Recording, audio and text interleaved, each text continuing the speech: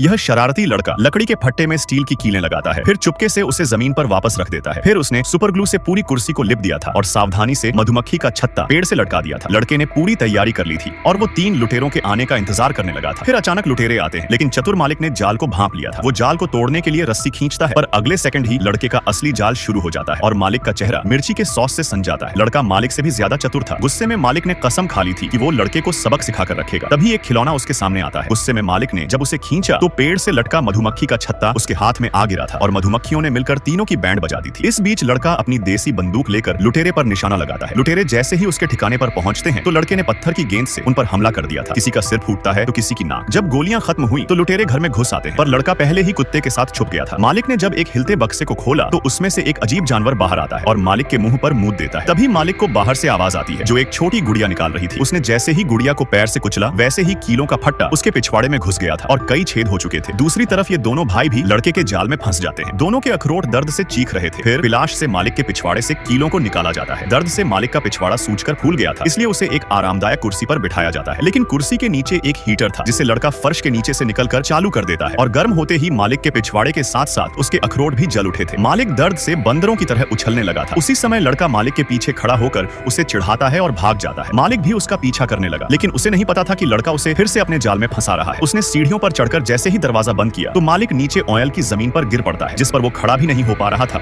और गलती से बिजली के चूल्हे पर जा बैठा था। बेचारा मालिक तो 2 बार पिछवाड़ा जला चुका था। उसके बाद लड़का ढेर सारे पत्थरों का एक जाल बिछाता है और अंत में एक ट्रॉली की कुर्सी पर सुपर ग्लू लगा देता है। फिर जैसे ही लुटेरे पहाड़ी पर आकर रस्सी को खींचते हैं तो सारे पत्थर उनकी ओर जाने लगे थे, लेकिन दोनों भाई तुरंत नीचे झुक जाते हैं। वो खुश थे कि उनकी जान बच गई है, पर अगले पल ही भारी डंबल लुढ़कते हुए आते हैं और दोनों की खोपड़ी खोल देते हैं। दरअसल लुटेरे एक कुत्ते को तंग कर रहे थे। वो उनके पीछे पड़ जाते हैं क्योंकि कुत्ते के पेट में करोड़ों के हीरे थे। लुटेरों ने लड़के का घर ढूंढ लिया था, पर दोनों पड़ौड़े भाइयों ने मिलकर कार में ऐसा पादा कि मालिक का दम घुटने लगा था और जब छोटे भाई ने माचिस जलाई तभी कार में जोर का धमाका हो जाता है और मालिक के मुंह से धुआं निकल आता है। लुटेरों ने लड़के को पकड़ लिया था। तभी कुत्ता दौड़कर तीनों के पिछवाड़े को काट लेता है, लेकिन उन्होंने दोबारा कुत्ते और लड़के को पकड़ लिया था। लड़के ने झूठ बोला कि हीरे ट्रॉली के अंदर है। दोनों भाई जैसे ही ट्रॉली की सीट पर बैठते हैं तो सुपर ग्लू से उनका पिछवाड़ा चिपक जाता है। तभी कुत्ता ट्रॉली से जुड़ी रस्सी को खोलने की कोशिश कर रहा था। उसकी मदद के लिए 2 गिलहरियां आती हैं और एक तरफ की रस्सी को काट देती है। तभी एक जंगली आदमी ने आकर मालिक को भी ट्रॉली में फेंक दिया था। फिर रस्सी के दूसरे हिस्से को जैसे ही काटा जाता है तो ट्रॉली तीनों को लेकर पहाड़ी से नीचे जाने लगी थी। तीनों लुटेरों की पतलून गीली हो चुकी थी। ट्रॉली तेजी से सड़क पर पहुंच जाती है और बिना रुके आगे बढ़ती जा रही थी। लुटेरे रस्सी को खंभे में फंसाकर ट्रॉली को रोकने की कोशिश करते हैं, लेकिन ट्रॉली रुकने के बजाय उसका ऊपरी हिस्सा भी अलग होकर सड़क पर फिसलने लगा था और फिर तीनों सीधे पुलिस की गाड़ी के पास जाकर रुक जाते हैं। पुलिस को बिना मेहनत के ही लुटेरे मिल गए थे, जिसके बाद कुत्ते के पेट से करोड़ों के हीरे निकाल दिए जाते हैं और लुटेरों को उम्र भर जेल हो जाती है।